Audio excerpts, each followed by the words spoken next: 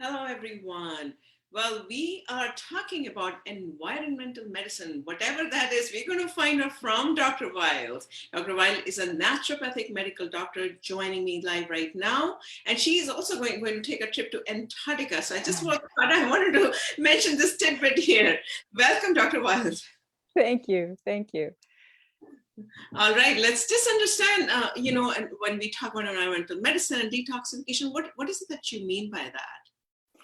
So we are responsible for every single molecule that we encounter as a human being. And we need to either metabolize it or detoxify it so that it doesn't come into toxic levels in our body. And in the last 20 years, we've had 80,000 different industrial chemicals get introduced into our environment. And we're exposed to them through our air, our water, our food. I mean, we can even go into EMFs, but because those are an environmental stress on us as well. And our livers and our kidneys and our skin are all necessary organs in order to remove them so they don't come up into toxic levels. And the Environmental Working Group is a really great resource for people that haven't been exposed to this before, because they did a study, I think it was in the early 2000s, about umbilical cord blood and the number of toxins that were found in absolute newborn babies, which were over 100 different industrial chemicals. And most of them have never been studied as far as the health impacts that they have on people. And certainly they've never been studied together. And so what we're doing is we're swimming in a chemical soup of chemicals that are known to either kill bugs at certain levels, and they're dose dependent, or they're found in plastics, and they're building up and they mimic estrogens and other hormones in our bodies. And one of my favorite teaching tools is that when you go into the grocery store or drugstore and you look on antiperspirant, it will say on the back on every single antiperspirant that you should consult your doctor before using it if you have kidney disease. Now, most people over the age of 50 have some grade of kidney disease, and you can look at your estimated glomerular function and see whether you're above 60 or under 100, right? And you can see if there's a slowing down of the kidneys. And this is in part because of all of the toxicity we're exposed to, but also because so many of us are chronically dehydrated. And so you have to consult your doctor before using an antiperspirant, because it can put levels of aluminum, which is a metal, into your body in high enough levels that it could cause health issues if your kidneys can't clear it well enough. Plus, it also shows how well things are absorbed through the skin. So we've got toxic fragrances, and we've got cleaning agents, and things that are in our makeup.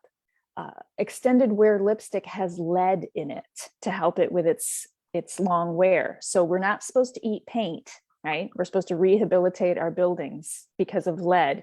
And yet you can smear it on your face and nobody is watching and nobody is doing anything about it. So we have this incredible inundation of toxicity. And I've studied with some of the greats that even created environmental medicine. And they would like to say that genes will point the trigger, but toxicity, or point the gun, toxicity will pull the trigger, as far as wherever you are weak, wherever you are likely to express disease as you get older and exposed to more oxidative stress, etc.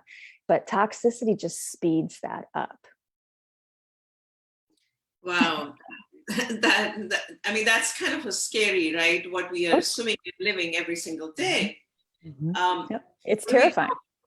It is very, especially when you talked about the umbilical cord. I had also read that research that unborn babies, right, when they are born, have so many toxins already inside their blood. And so I have a 7-year-old, and I've started researching environmental medicine in 1999, actually, and so he's 7. Before I even got pregnant, I detoxified and chelated for years in order to get this toxicity out, so I didn't pass it on to him in a big enough burden to predispose him to allergies or neurological issues or, immune problems.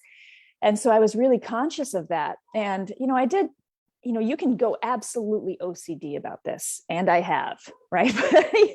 And then I will remind myself that you have to, I do the serenity prayer, grant me the serenity to accept the things I cannot change, the courage to change the things I can, and the wisdom to know the difference. And so I use very clean products in my house, and we eat almost entirely organically.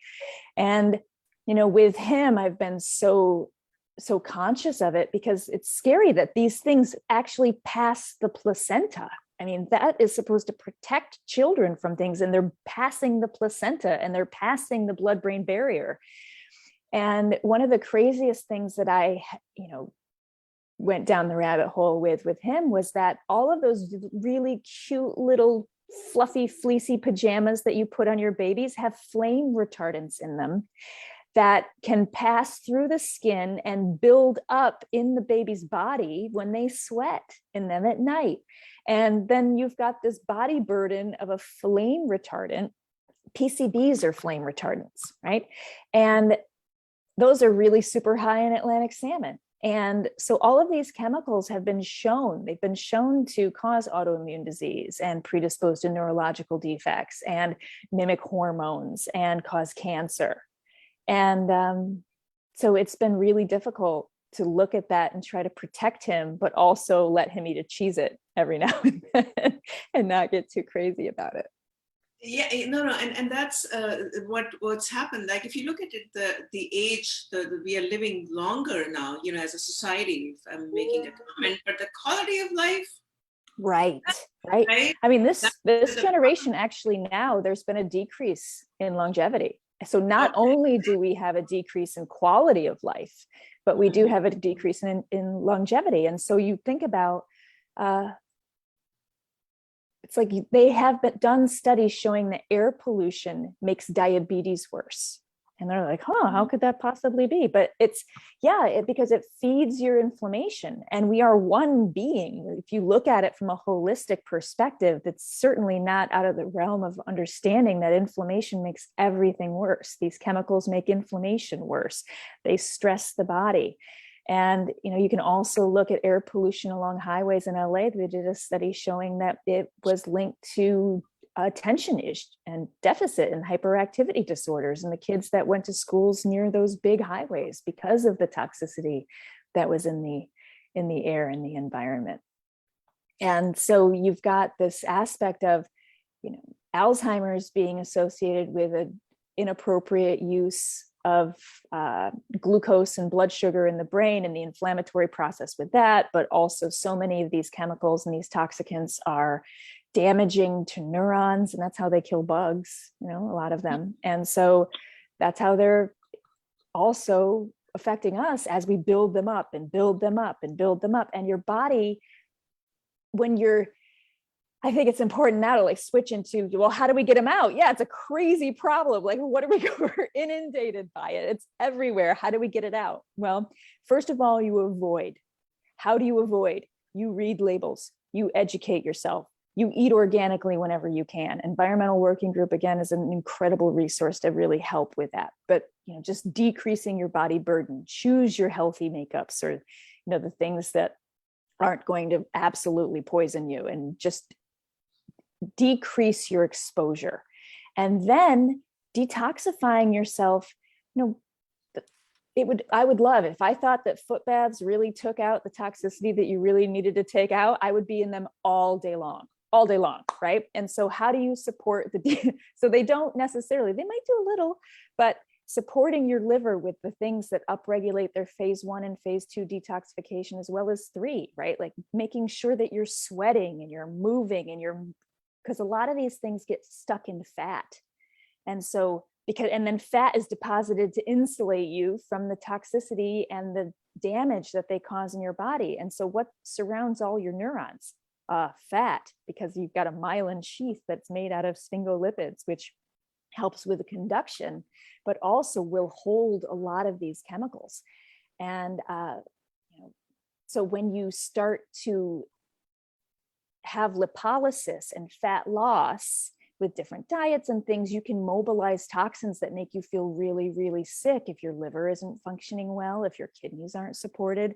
And there are nutrients and herbs and processes that you can do that. If you're constipated, if you're not going to the bathroom at least once a day in an easy, satisfying manner, I mean, that is one of the worst things that you could be doing for your body. And then estrogen is tremendously constipating in a lot of ways when it's out of balance. And so if you're estrogen dominant, you've got more, you're holding more fat, then you've got more like plastics that and pesticides that mimic estrogen and are estrogen analogs, then you're just compounding the system on top, of top, of top. And so then you start to have symptoms.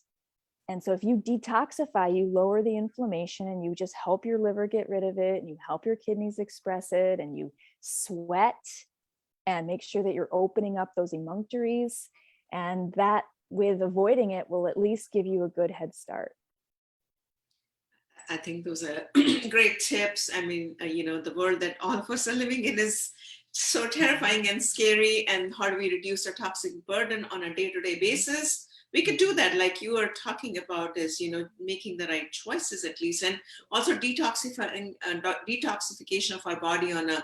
How many times in a year should we detoxify ourselves? Like the deep cleaning of our systems inside, right? I think that I usually have my clients and patients run through at least one good 4-week process a year. Now, once they do that, and they really get in touch with their bodies, and I've designed one that's, probably it's extreme. Like you said, I'm going to Antarctica. My life is extreme. I'm a bit of an extremist. And so it's amazing because you're lowering your inflammation with your food, and then you're really just opening up all of that process and making sure that you've got redundancy of nutrients so that you don't get the negative side effects, and you're really getting in touch with your body because your body's telling you what's wrong if you pay attention to it. And most of us just ignore it because they're like, well, I've got to do my pickup with the kids, and I've got to go and I've got to work out, and then I've got to make sure that this report is done for my boss, and I've got to hit these markers as far as professionally and personally. And, my husband says I don't spend enough time with him anyway. And so when you've got a headache, you're like, well, I'll take a Tylenol and I'll push through whatever that is. And we ignore these things that our body are telling us. So I think that one of the beautiful things about detoxification and really doing these periods that last a bit longer, like 4 weeks, you really get in touch with your body and what it's telling you. And then after that, I think it's good to do it seasonally, just because I like being synced up with the rhythms of the planet. And I think that seasonally doing it for a week on, once you get it dialed in, but also like if you don't feel well, do it. And some people, I put them on it and they complain and they hem and they're like, oh God, this is hard. And then they'll stay on it for months because they feel so much better. And so I do think that, ideally it's seasonally. At least doing a good deep clean once a year, I think is probably best for us, but also just making sure that you're doing the things that support you overall and supporting your liver every single day, drinking enough water that your kidneys are flushing every single day, making sure that you're having good bowel movements every single day. And so at least that's setting you up for success bit by bit. I think great talk. Something to get inspired over the weekend and start reducing a toxic load on a daily basis. Thank you so much. Amazing. You're welcome. Yes. To all of our viewers, we are launching workshops, and we are also making all these talks available to you free. So building a huge library, hopefully the largest library in holistic lifestyle. So stay tuned, keep supporting us. We're almost at 200,000. So thank you so much for everyone for your support. And thank you, Dr. Wilde, for sharing such an amazing information. Thank you for having me. Thank you. Bye-bye.